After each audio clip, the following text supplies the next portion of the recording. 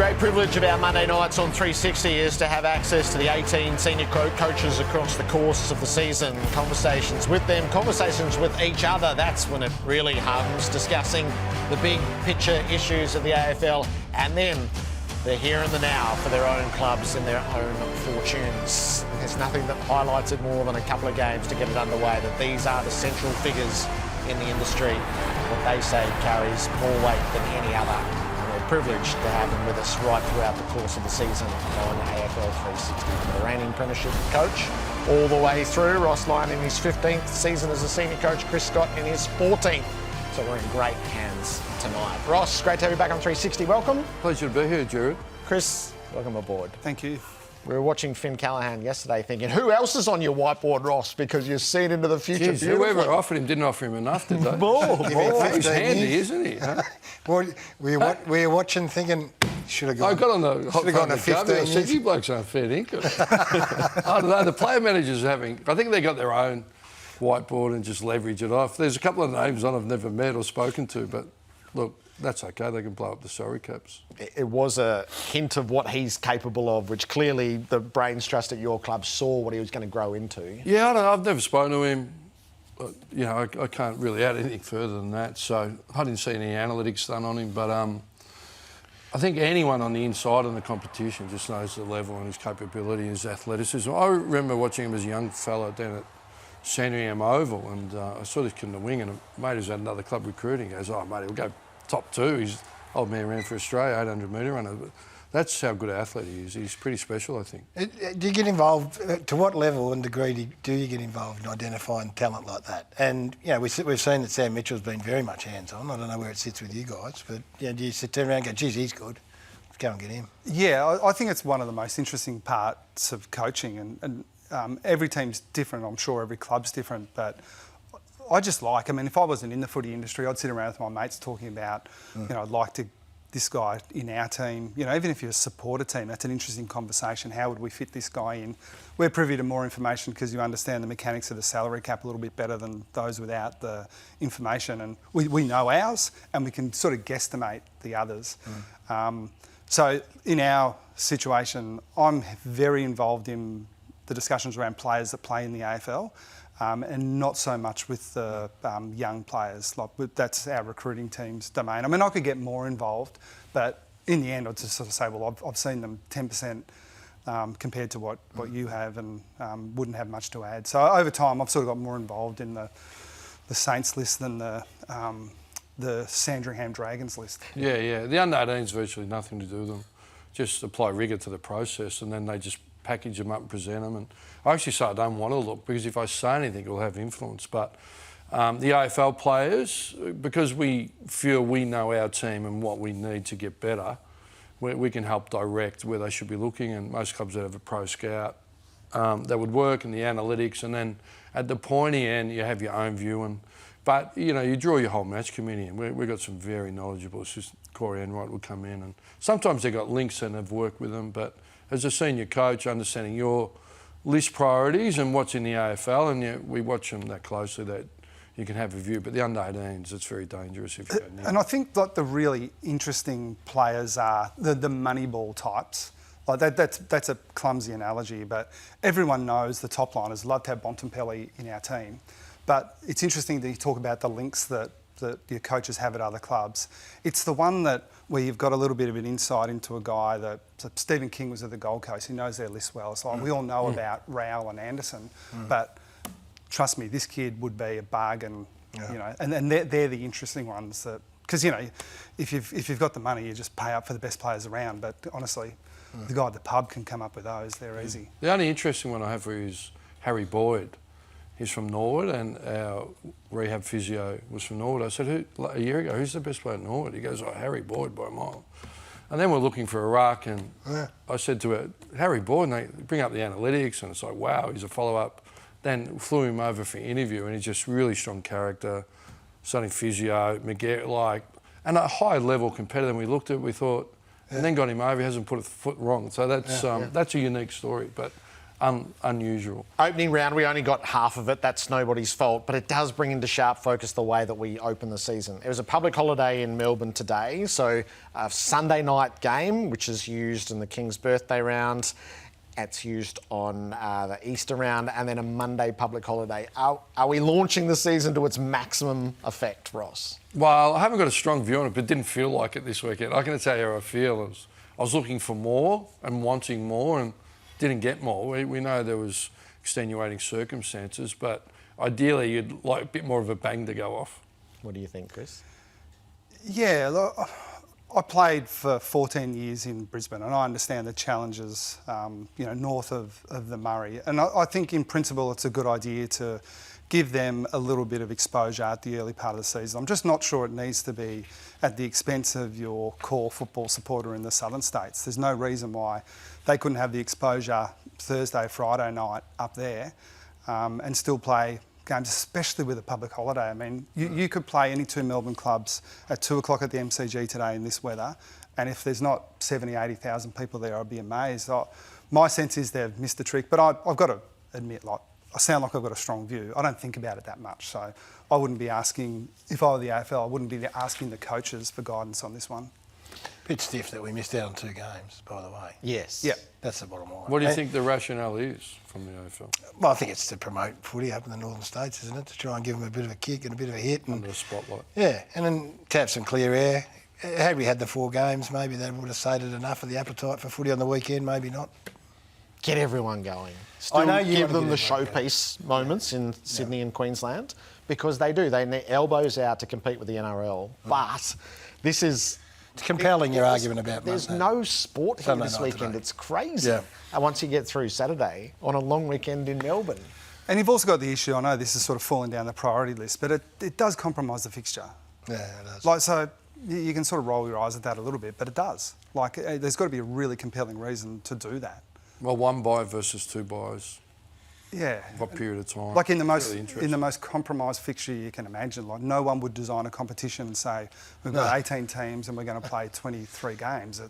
It's compromised already. Don't do it anymore unless you absolutely have to. The ladder's not going to make much sense for a while. Ever. If at all. It'll never make sense this year. It won't. Hey, let's get to the juicy stuff. Go on. Well, the coaches spat. Are you two all right, by the way? Hey. Just want to ask. You're good. It's okay if we're not, isn't it? That's all right. There's no fights.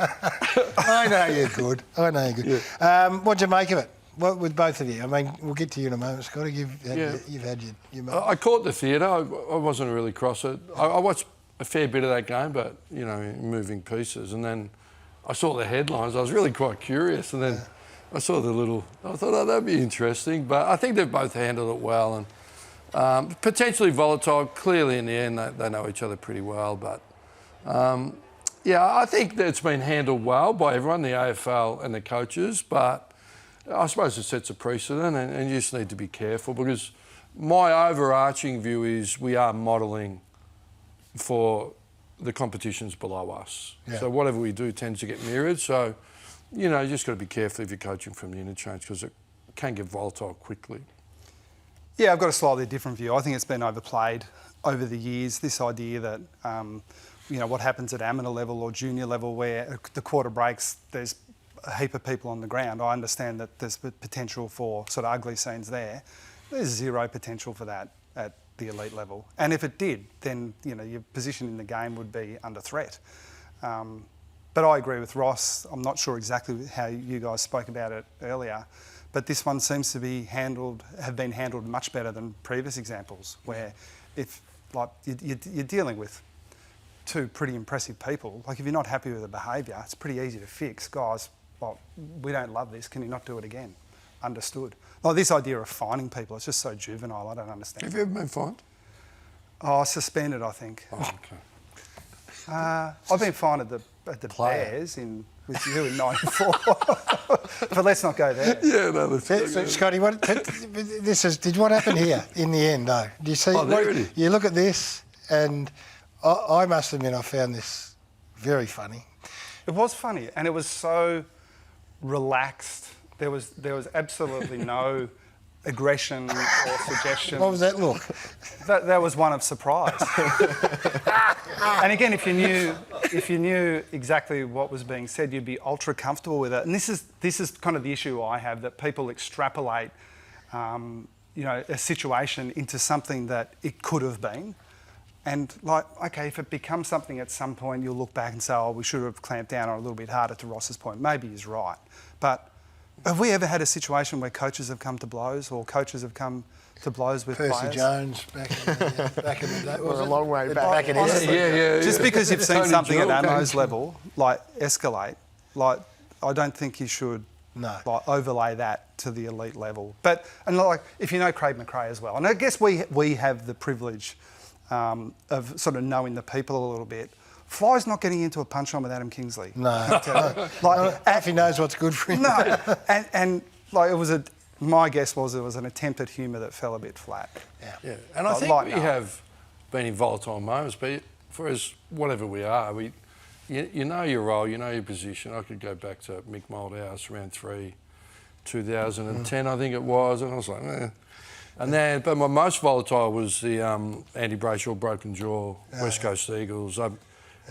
But we're just trained to really say, no, we know we're at the AFL, whereas you're right, that would escalate pretty quickly at lesser levels, I would think. Should Kenny get his 20 grand back?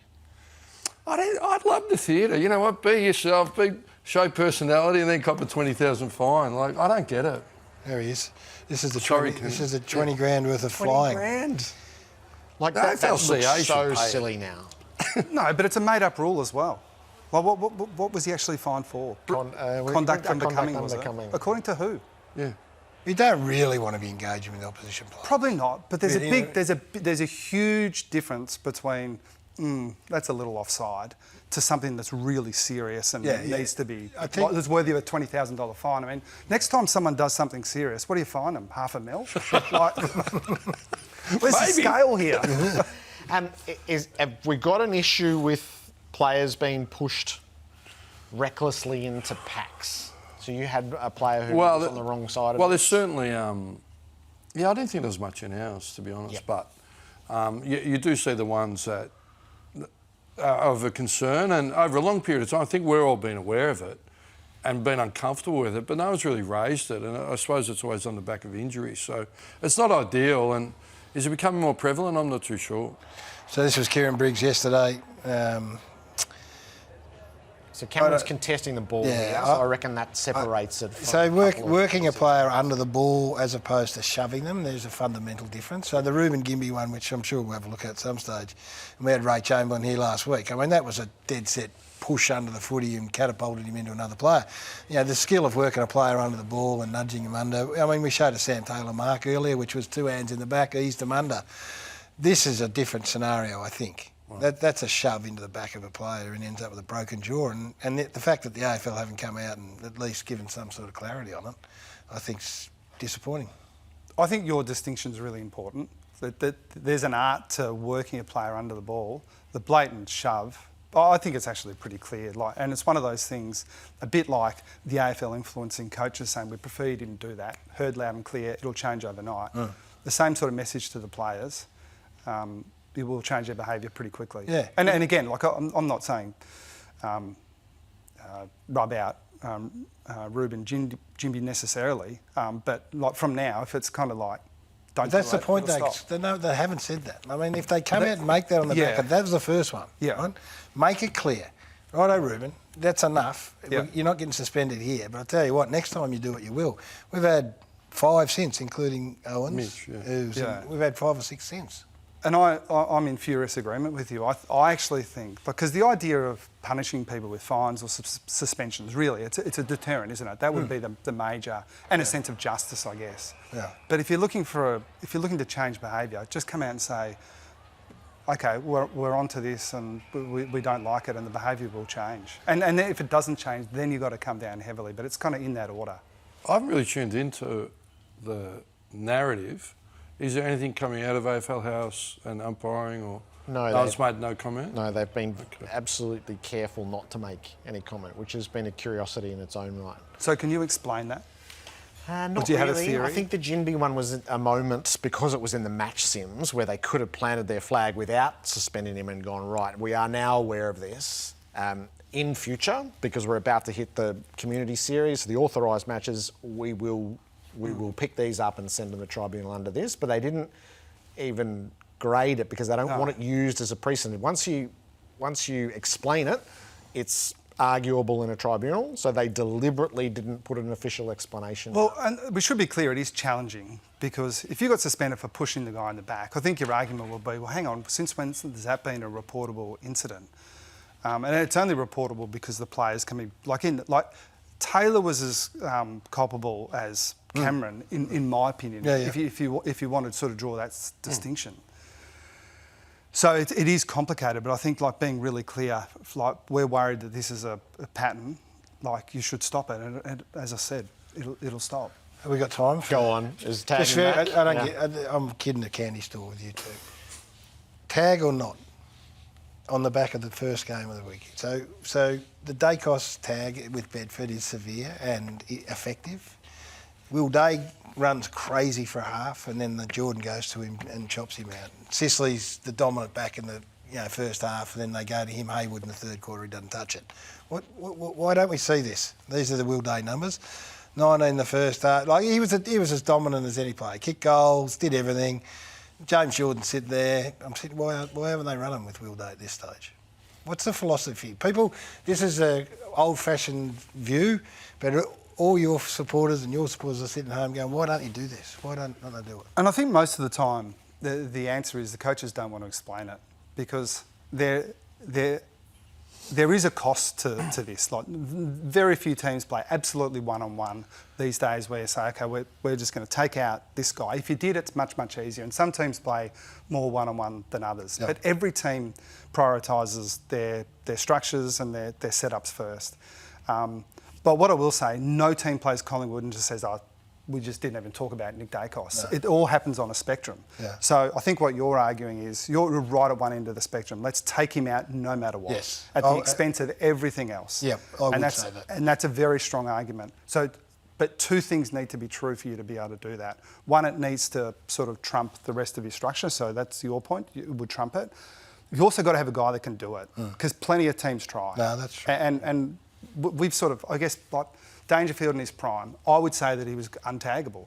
And it was because of where he won it at the source. Yeah, yeah. But the complication and the reason a lot of coaches don't want to talk about it is because this is what we prioritise, and if we do that, we're going to have to compromise this. And Ross is pretty open, more open than I am, but I don't even think he would tell you in detail. I don't know, maybe he will. I've ran team defences and been a part of team defence over a period of time, and within that, did run Clint Jones and Ryan Crowley. There was no one more would stop. But threw out some challenges, and it was very complicated when there was no 6-6 rule. Let me tell you, there was a lot going on. There was a lot of scenarios, and you had to have. We had a very pliable group, and smart midfield group who could wingers and that could. So you're moving around. So to keep that tag going. So there's a lot of scenarios. So it's much easier to coach in a sense because of the 6-6 rule. But they do move around. But there's a cost. It's your team defence, gaps open up. So I do believe you can do it. There will be times if they get away with you. But I remember Malcolm Block. I liked his philosophy.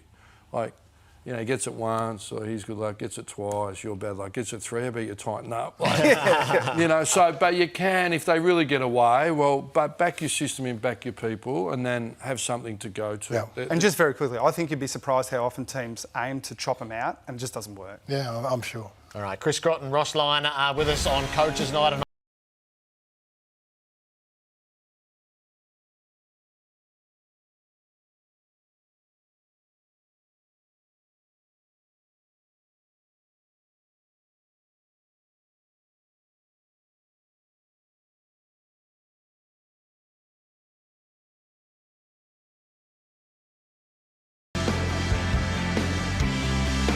The game was postponed and you suddenly had the week of not playing rather than playing. Yeah, there's a lot of work that goes into round one. It's it's quite extreme, the difference between your prep for round one and round two when you've got so long to think about it. And even though we do play them again round three or whatever it is, it'll be a different situation, so the work needs to be done again. So Look, there are always positives and negatives in these types of situations. So I think our job is to focus on the positives. And there were a few for us. We had a few guys who will be better on Saturday than they would have been last Thursday night. And yeah, the having more time, it's a bit like the bye. It's sort of, you can control your own destiny a bit, and you may get it wrong in parts, but it won't be anyone else's fault. Will Bailey Smith make his debut for the Yeah, Cats? Bailey will play. Yeah, he's in really good shape, ready to go. We're conscious that he hasn't played for a year, so even the very best players, after a year out, you should sort of manage your expectations a bit early days, but he'll still be impactful for us, I'm sure. Roscoe, you're going to, as we watch the Cats finish their training session here, did you Try and pick up some tips. Did you have a game on the weekend, or did you do any match? No, we just trained on the Friday. And the AFL were really good. They said if you want any match practice, so Essendon were the obvious sort of opportunity there, but we just chose to train. Your injury list on the back of a disappointing outing against Port Adelaide, how have you handled that? Not disappointing? Yeah, no, the first quarter was really disappointing. Yeah. But we were fantastic the week before. I was actually really concerned for how young we were going to play Carlton. They were on a really hot day, but we were fantastic that day. Walked away really optimistic. But we had 6 players who hadn't played a game, another 3 that played, but 25 between them. So, I mean, we were young, but in saying that, we didn't like what was dished up. But to their credit, they did fight on. There were some numbers that would tell us that were good, but the contest and organisation staying connected wasn't great. So certainly been through it before, but yeah, we've lost a few, been through this situation before. So, I mean, my job's to lead. We're really, it gave us, in my first year, same thing happened against Melbourne. Melbourne really pulled us apart in a young group and team defence. So we just went to school on it. We got 2 weeks. We've got some good coaches, good drills, and it was really specific, the areas. Like, we gave up a lot of uncontested marks, but it was really clear the reasons why. And you can only coach action, so we've dived into that. So we think we'll hit the line, not without challenge. I think theoretically 4 of our 6 forwards all summer, like King, Butler won't play, Sharman's a broken thumb, and Mitch Owens, but we think he'll get there.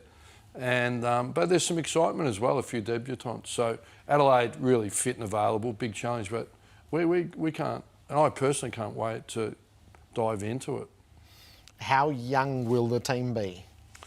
Like super young? Yeah, I think before we drafted Harry Boyd, we were the 3rd youngest profile. That's happened in a short period of time. 21 and 22, 2nd oldest, 5th oldest, not getting it done. Full brim salary cap. So we've just played, we played finals in 23, 13 wins, 11 wins last year, percentage of 100, and we've 20 changes. Alex Theroux's just hit the track. We're pretty excited with how competitive we've been, why we've transitioned, and with everyone out there, we think we're a pretty good team. So with lots of upside over a fair period of time. So yeah, we're not turning our toes up. We want to make finals. I want to make finals. I think everything going really well we can, but it won't be without challenge. Great to have you both here. Thanks for digging into all those issues too. That was terrific. Ross Lyon and Chris Scott.